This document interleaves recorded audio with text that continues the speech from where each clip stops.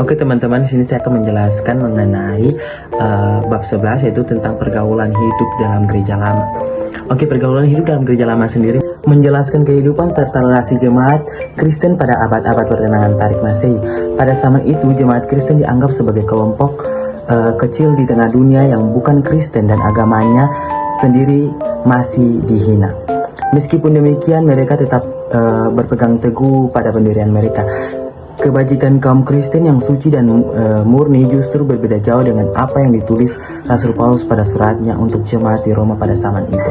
Roma 1 ayat 24-32. Pada zaman itu lanjang atau tidak kawin dianggap suci oleh banyak orang, tetapi pernikahan atau rumah tangga sendiri dijunjung tinggi oleh agama Kristen karena rumah tangga merupakan persekutuan yang erat bertaliannya. Gereja juga melarang keras adanya perbedaan antara kemiskinan dan kekayaan karena menurut mereka itu adalah hal sosial yang buruk dan salah di hadapan Tuhan dan juga manusia. Hal tersebut juga merupakan perbudakan.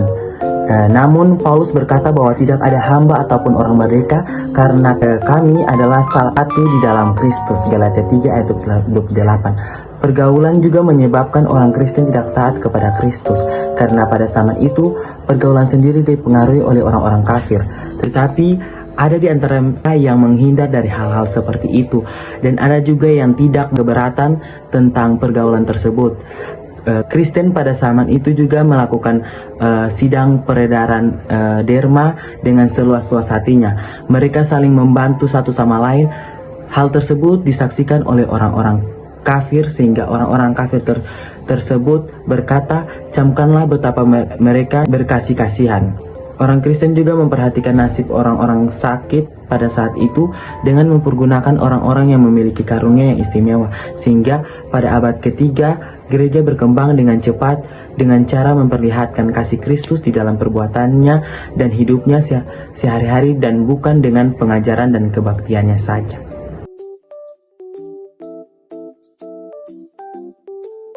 Gereja negara.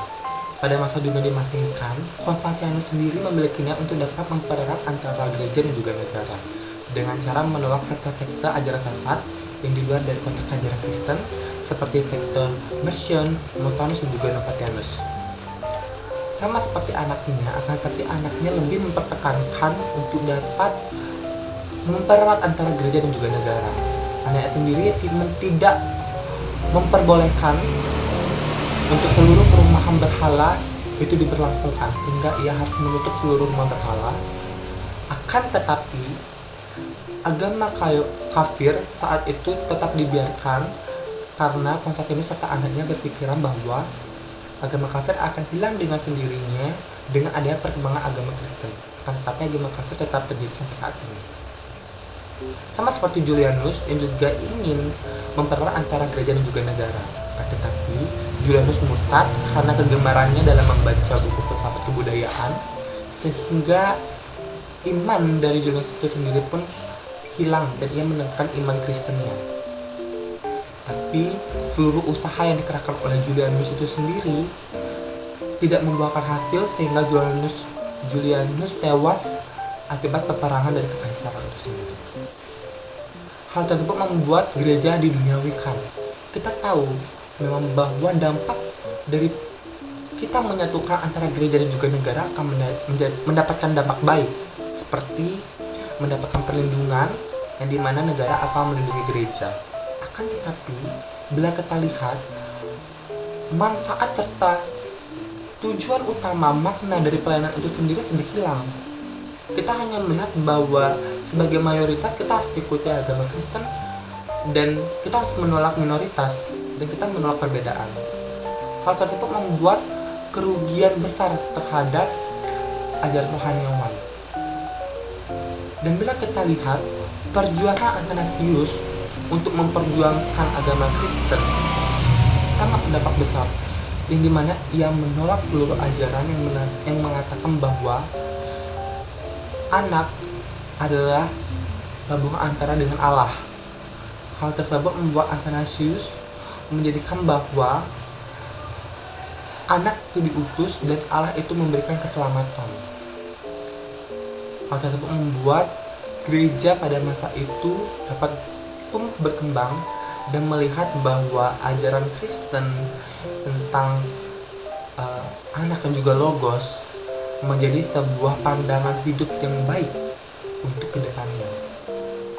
Sama seperti kerahiban juga, yang dimana orang-orang pun meninggalkan seluruh hal-hal yang jahat seperti penyembahan berhala dan juga judi dan lain sebagainya, dan masyarakat saat itu pun meninggalkan seluruh hal yang buruk dan ia pun ingin memulai hidupnya yang baru, sehingga gereja dan juga negara pun dapat menjadi satu, akan tetapi dengan tujuan utama dan makna utamanya tetap pelayanan kepada Tuhan.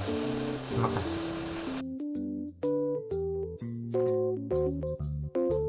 Baiklah, di sini kami akan menjelaskan materi selanjutnya, yaitu mengenai penghambat dan perdamaian. Sebelumnya, saya akan menjelaskan mengenai perkembangan. Sejak tahun 180, jemaat Kristen sudah ada. Pada saat itu, gereja Kristen sudah banyak tersebar di segala penjuru, termasuk di bagian timur, terutama di Asia Kecil. Namun, gereja Kristen yang semakin besar menjadi masalah politik. Pada masa kekaisaran Romawi yang diakui hanya satu ilah, satu negara, dan satu kaisar. Namun, gereja hanya mengakui bahwa hanya Allah Bapa dari Yesus Kristus yang benar dan harus disembah. Namun, akibat dari itu, dewa-dewa marah kepada manusia karena tidak mau mengakui keinginan dewa itu.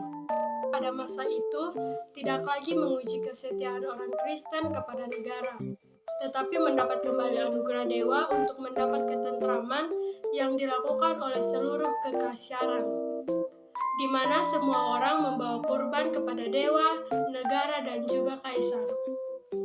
Banyak juga umat gereja yang murtad dan memberi suap agar mendapat pertolongan Tuhan. Yang murtad kembali dalam jemaat gereja semakin kuat. Puncak dan akhir perdamaian terhebat dilakukan oleh Kaisar Deolatianus dan penggantinya adalah Galerius pada tahun 303 dan 311. Dalam hal ini banyak upah yang dilakukan untuk mencapai persatuan agama dan politik. Dimulai dari Kristen dipecah, gedung, buku, gereja, dan Alkitab banyak yang dibakar, termasuk juga orang Kristen banyak yang dibunuh. Namun semuanya itu tidak berhasil sehingga dihentikan oleh Galerius. Pada tahun 313, Kontanius atau Agung mengalahkan lawannya Maxentius dan merebut takhta. Juga pada tahun itu ditetapkan gereja memiliki kebebasan sepenuhnya dan memiliki gereja yang sudah dirampas kembali sepenuhnya. Mulai saat itulah perdamaian gereja dan negara dimulai, dan semakin lama kedudukan gereja tambah kokoh dan penting. Gereja itu tidak dibiarkan tetapi diberi hak setelah mengalahkan Licianus pada tahun 324 dan dan kekuasaannya jatuh kepadanya.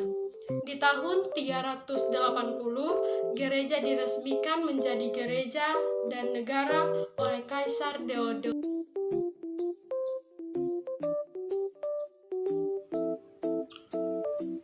Pertikaian tentang Logos, pertobatan gereja.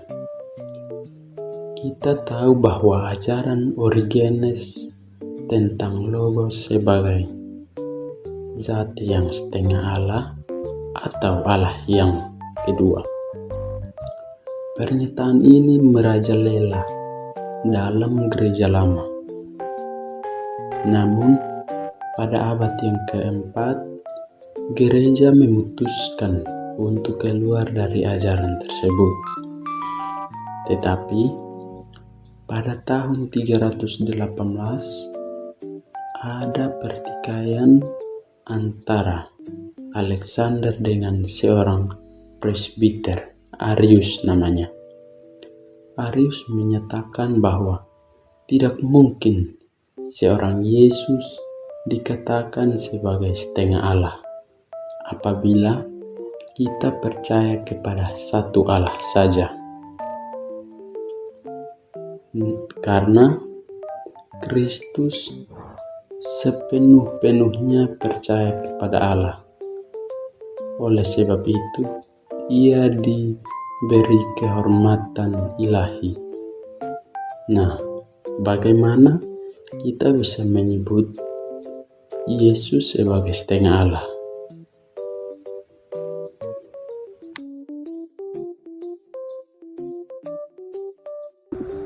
Perselisihan tentang kedua tabiat Kristus. Pokok pemahaman kali ini yaitu perselisihan tentang tabiat ilahi dan tabiat manusia Kristus. Ada seorang teolog terkenal bernama Apollinaris yang berasal dari Laodikia.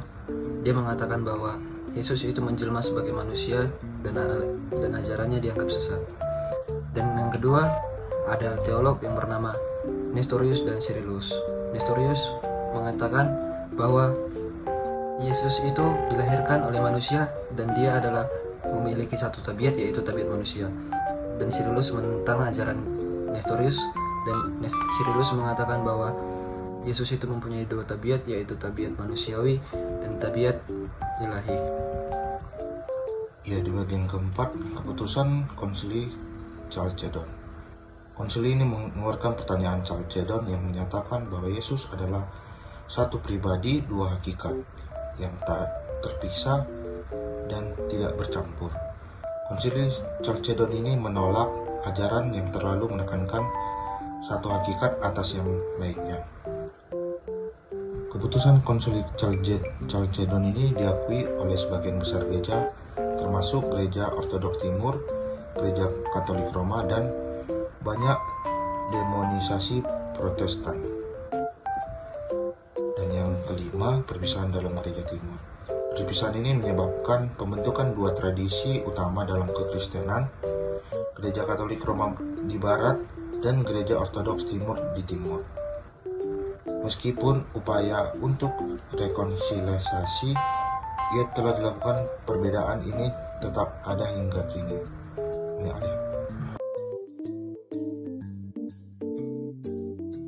Ortodoks Timur yang disebut juga Gereja Ortodoks serta bernama resmi Gereja Katolik Ortodoks adalah gereja Kristen terbesar kedua di dunia dengan perkiraan jumlah umat sekitar 225 sampai 300 juta orang. Gereja ini bukan bagian dari Gereja Katolik Ritus Timur. Gereja Ortodoks Timur termasuk salah satu lembaga keagamaan tertua di dunia yang mengajarkan bahwa gereja yang satu, kudus, katolik, dan apostolik didirikan oleh Yesus Kristus dalam amanat agungnya kepada para rasul dan mempraktikkan apa yang dipahami sebagai iman asli yang diwariskan dari para rasul. Gereja Ortodoks Timur berada dalam persekutuan dengan Gereja Latin sebagai Siskema Timur Barat tahun 1054 dan dengan gereja-gereja Oriental selama kuartal pertama. Sejarahnya, Ortodoks menyebar di seluruh Kekaisaran Romawi dan kemudian Bizantium serta daerah sekitarnya, memainkan suatu peran penting dalam budaya Eropa Timur Dekat, Slavia, dan beberapa budaya Afrika. Tahta episkopalnya yang paling utama adalah Konstantinopel.